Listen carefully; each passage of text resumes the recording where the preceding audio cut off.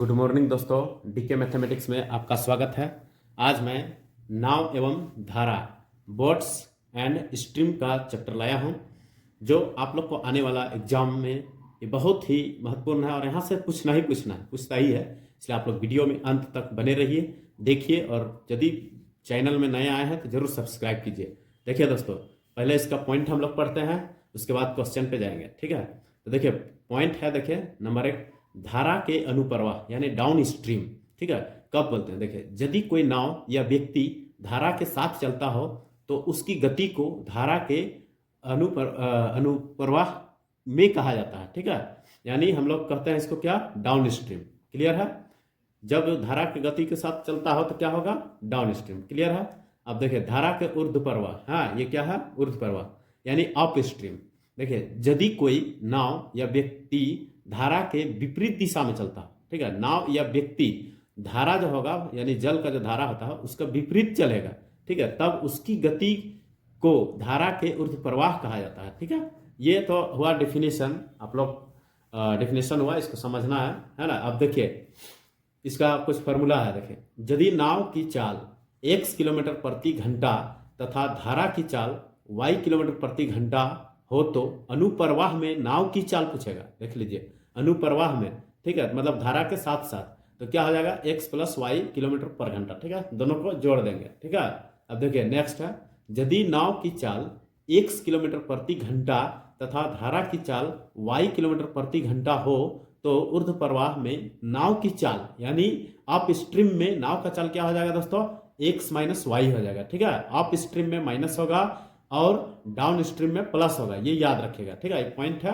अब देखिए इसमें हम कुछ फॉर्मूला है जो आप लोग को प्रश्न बनाने में बहुत ही सहयोग करेगा। जैसे कि ये देखिए, है ना, ट्रिक नंबर 1 है, अनुप्रवाह में नाव की गति m किलोमीटर पर घंटा तथा ऊर्ध्व प्रवाह में उसकी गति n किलोमीटर पर घंटा हो तो शांत जल में नाव की चाल m प्लस n/2 हो जाएगा। क्लियर है?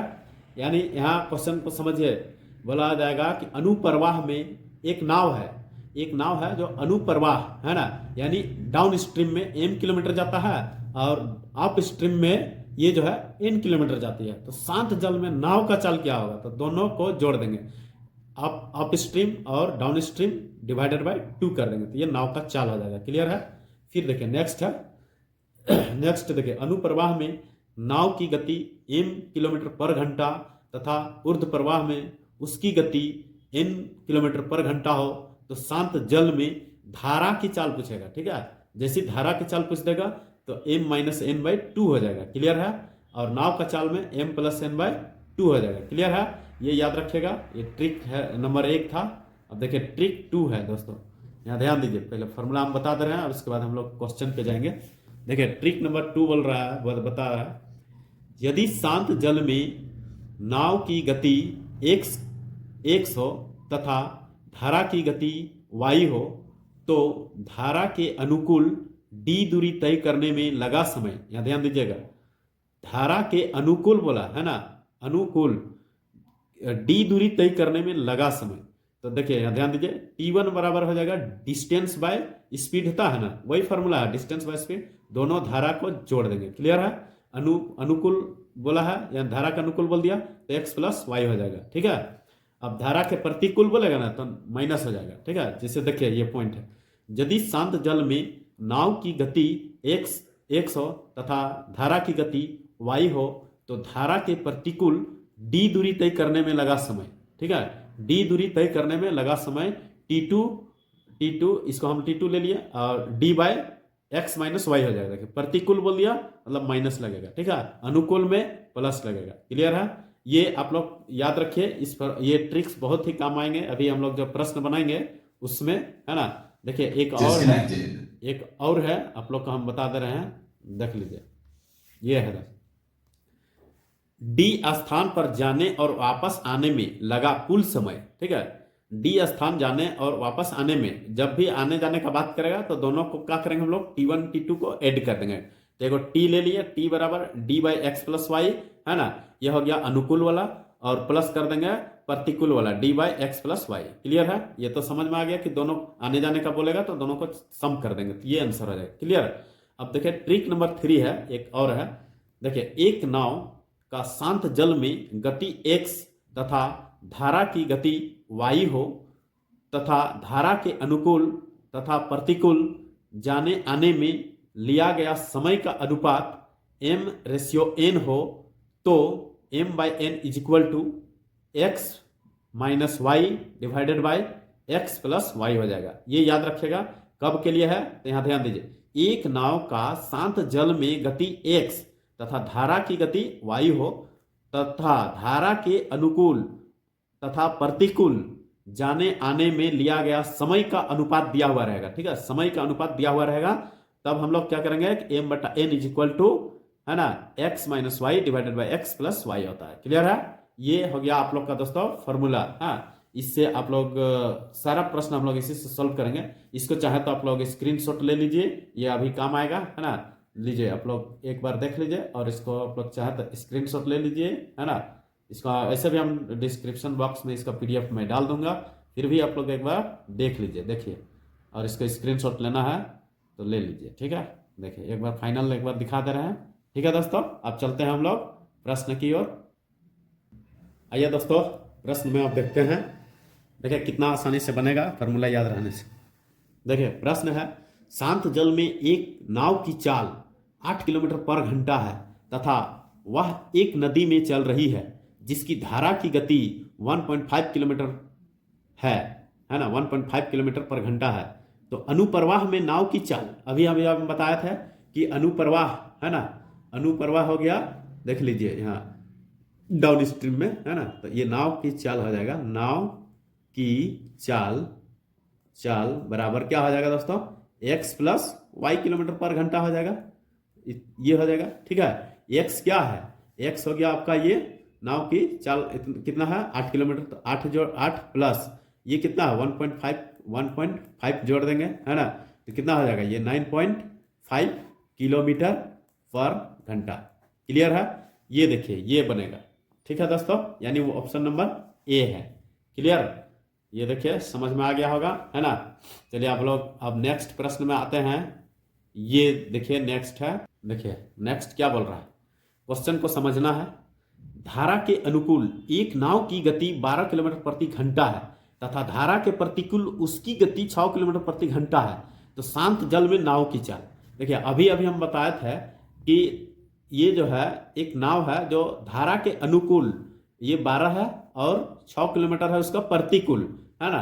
तो नाव की चाल क्या है, हाँ, तो देखिए अभी हम फॉर्मूला बताया था कि नाव की चाल, देखिए नाव की चाल बराबर हो जाएगा दोस्तों कि देखिए नाव अनुकूल गति, है ना, अनुकूल गति प्लस प्रतिकूल गति, है ना, प्रतिकूल गति डिवाइडेड बाय 2 होता है। यही ना फॉर्मूला अभी बताया था। इसका मतलब क्या हो जाएगा दोस्तों, ये 12 प्लस 6 डिवाइडेड बाय 2 हो जाएगा। ठीक है, तो 12 और 6 कितना होता है 18 बट्टा 2, 2 9 18, यानी 9 किलोमीटर पर घंटा। ठीक है, ये देखिए 9 है ऑप्शन में, देखिए ऑप्शन नंबर बी दिख रहा है। क्लियर?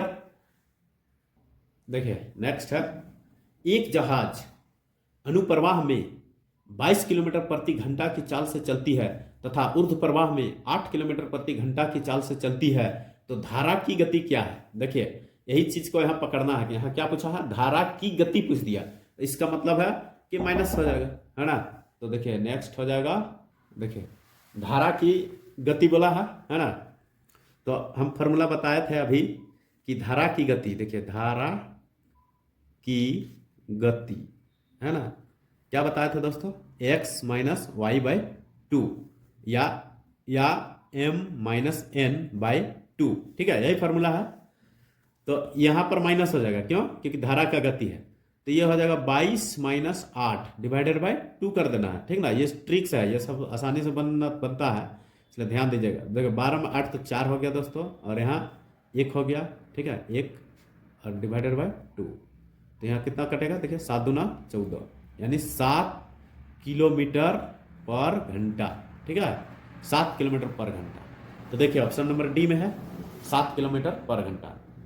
आशा करता हूं कि आप लोग को समझ में आ रहा है, इसलिए आप लोग चलते हैं अब हम लोग नेक्स्ट प्रश्न। जो भी बता रहे हैं अभी हम जो फॉर्मूला बताए हैं ट्रिक्स उसी से संबंधित है ना। अब लोग ध्यान दीजिए, नेक्स्ट प्रश्न देखिए दोस्तों।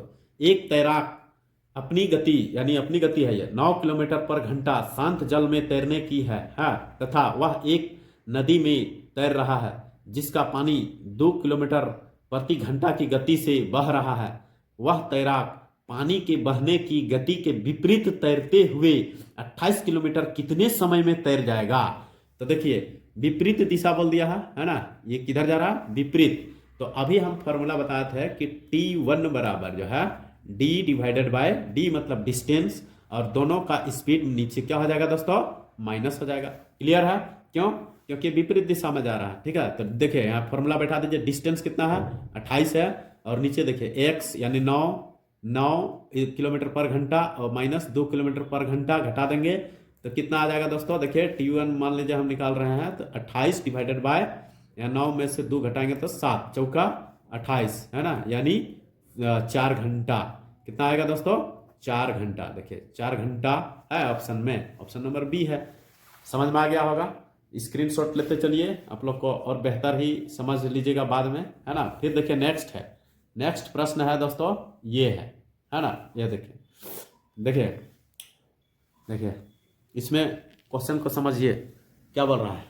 किसी नदी में 2 स्थान ए तथा बी है जिसके बीच की दूरी 96 किलोमीटर है। ठीक है, बीच का दूरी कितना है, 96 किलोमीटर। एक जहाज शांत जल में 20 किलोमीटर प्रति घंटा की गति से चल सकता है तथा धारा की गति 4 किलोमीटर प्रति घंटा है। तो उस जहाज को ए से बी तक जाने तथा वापस आने में कितना समय लगेगा। यहां देखिए, यह ध्यान दीजिएगा, आने और जाने का बात कह दिया तो हम लोग जो अभी फॉर्मूला हम सिखाए हैं कि आने जाने का फॉर्मूला क्या होता है, T equal to D by x plus Y फिर plus D by X minus Y, यही ना होता है। दोनों को जोड़ देते हैं, एक जो डाउनवर्ड स्ट्रीम वाला और एक अप स्ट्रीम वाला, दोनों का ये टाइम को ऐड कर देंगे। ठीक है, तो यहाँ पर ध्यान दीजिए क्या होगा। तो ये जो होगा, देखिए दूरी तो है आप लोग को कितना दिया हुआ है 96। ठीक है, कितना किलोमीटर है 96 डिवाइडेड बाय, देखिए किलोमीटर कितना है 20, तो 20 प्लस कितना है और एक 4 है तो 4। ठीक है, फिर प्लस करेंगे, फिर 96 डिवाइडेड बाय, देखिए x यानी 20 माइनस 4। क्लियर है, 20 माइनस 4। अब यहाँ पर आगे बढ़ाएंगे हम लोग, तो देखिए 96 और यहाँ कितना हो जाएगा दोस्तों, ये 24। ठीक है, और यहाँ प्लस यहाँ कितना हो जाएगा 96 डिवाइडेड बाय 16। क्लियर है यहाँ, ठीक है। अब इसको काट सकते हैं आप लोग, तो देखिए 24 इसको 4 से गुना करते हैं तो देखिए 4 चौका 16, 4 दूना 8 और 1 9, यानी 24 चौका 96 होता है ना, 24 चौका 96। इसको देखिए 6 से गुना करते हैं, 6 6 36 है ना, 6 का 6 और 3 9, यानी ये 16 छक्का 96। क्लियर है, इसका मतलब कितना आ गया दोस्तों, ये फाइनली हम लोग का क्या प्राप्त हो रहा है, देखिए 4 प्लस 6 यानी 10 घंटा। कितना हो गया, ये टाइम टोटल कितना हो गया 10 घंटा। क्लियर है, तो देखिए ऑप्शन नंबर किस में है 10 घंटा, देखिए ऑप्शन नंबर सी में है। क्लियर है, समझ में आ गया होगा। ठीक है, अब नेक्स्ट आइए दोस्तों, ये ट्रिक नंबर 3 से रिलेटेड प्रश्न हम लोग देख लेते हैं, है ना। देखिए प्रश्न है, धारा के अनुकूल तथा प्रतिकूल एक निश्चित दूरी तय करने में लिए गए समय का अनुपात कितना है दोस्तों, 3:7 है। यदि शांत जल में नाव का चाल कितना है 10 किलोमीटर प्रति घंटा हो तो धारा की चाल क्या है। ठीक है, ये देखिए ऐसे प्रश्न में बहुत फंसते हैं, इसलिए आप लोग ध्यान से देखिए क्या करना है। ये जो अभी हम बताया था कि समय का अनुपात जो होता है दोस्तों अभी, यानी m रेशियो, इसको मान लीजिए m है, ये m और n है, समय का अनुपात m divided by n is equal to, हम फॉर्मूला बताया था कि x माइनस वाई। ठीक है, यानी ये हो गया आपका क्या, नाव की गति, और ये हो गया y क्या है, धारा की गति। ठीक है, यानी चाल। तो ये देखिए ये नीचे हो जाएगा क्या, x प्लस वाई, ये फॉर्मूला अभी हम बताए थे, है ना। जब समय का अनुपात दिया हुआ रहेगा, समयों का अनुपात है, समय का अनुपात इज इक्वल टू ये होता है। क्लियर, ये देखिए 3/7 हो जाएगा, है ना, समय 3/7 हो गया, और x कितना दिया हुआ है 10 दिया हुआ है, तो 10 माइनस वाई हो जाएगा, और नीचे 10 प्लस वाई हो जाएगा। और यही y हम लोग को निकालना है दोस्तों, ठीक है। तो इसको क्या करेंगे हम लोग, क्रॉस मल्टीप्लाई कीजिए तो क्या हो जाएगा, देखिए 3 into 10 plus y is equal to 7 into 10 minus y. Clear है। अब इसको मल्टीप्लाई करेंगे तो कितना हो जाएगा, 30 और plus 3y is equal to 70 minus 7y। Clear है। अब ये इसको सॉल्व कैसे करते हैं हम लोग कि सेम चीज को एक साइड करते हैं तो y को इधर ले आते हैं, ये 30 को उधर ले जाते हैं। हाँ, तो 3y प्लस हो जाएगा 7y, देखिए माइनस था इधर आ गया प्लस हो गया, इधर 70 है, ये 30 इधर जाएगा तो माइनस हो जाएगा, ठीक है। प्लस में है तो माइनस होगा। अब ये देखिए इसको जोड़िए, 7 और 3 10y हो जाएगा दोस्तों, और यहाँ घटाएंगे तो कितना होगा, ये हो जाएगा आपका 40। क्लियर है। इसका मतलब है कि y इज इक्वल टू, देखिए y इक्वल टू फाइनली हम लोग लिखेंगे तो 40 डिवाइडेड बाय 10, एक जीरो कटेगा तो कितना आएगा 4, यानी 4 घंटा हो गया दोस्तों ये किलोमीटर पर घंटा, ठीक है, 4 किलोमीटर पर घंटा। तो देखिए ऑप्शन में है 4 किलोमीटर पर घंटा है ना, यानी धारा की चाल होगा 4 किलोमीटर पर घंटा। क्लियर है। आशा करते हैं कि आप लोग को ये वीडियो समझ में आ रहा हो, है ना। और यदि नए आए हैं दोस्तों तो जरूर सब्सक्राइब एंड लाइक शेयर सब कर दीजिए। जय हिंद दोस्तों।